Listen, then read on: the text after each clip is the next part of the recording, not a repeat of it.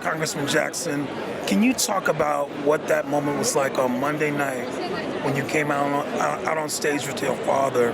Talk about the love you received in that whole moment.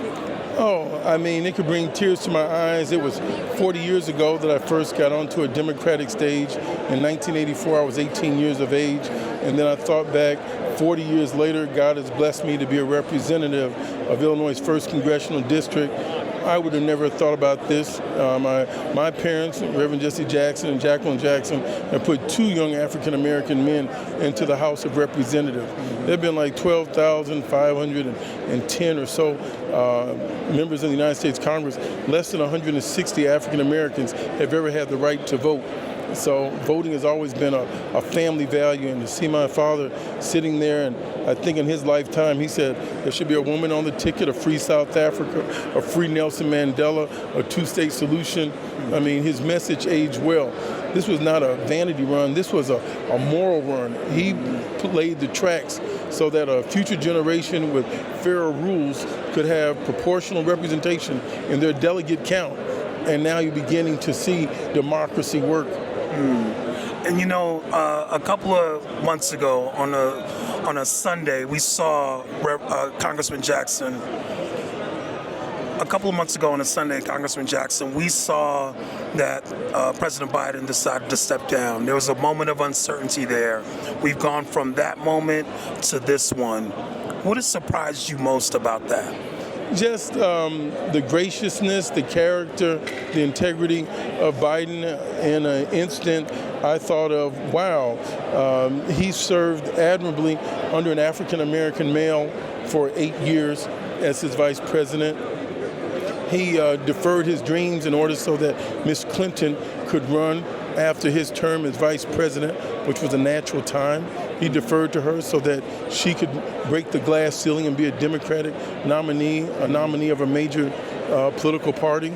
And then, like dreams unfulfilled, when he felt as if he couldn't finish it for all Americans, he put country above himself.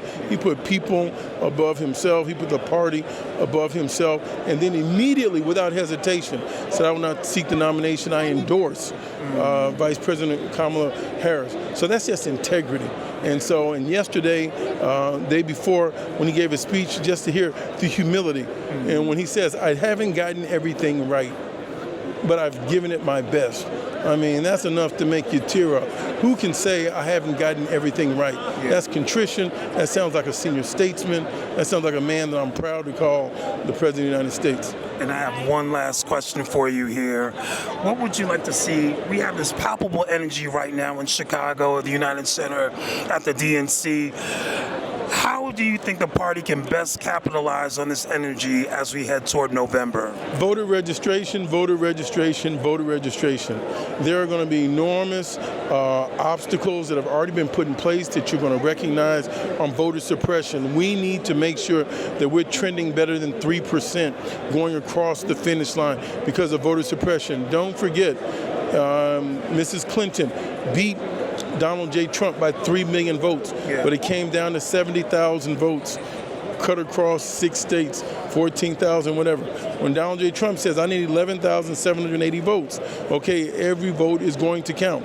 President Joseph Biden, he beat Donald J. Trump by 6 million votes, but it came down to 475,000 votes across 6 states. So every vote is going to count, even though he had 6 million more. Okay, so voter suppression, there are 30 states that have a majority governor and state legislator. The Republican, over 300 laws have been passed to target voter suppression. If you're going to the polls in Georgia for the primary, and it's hot, they've criminalized the act to bring someone water. We need to talk about it.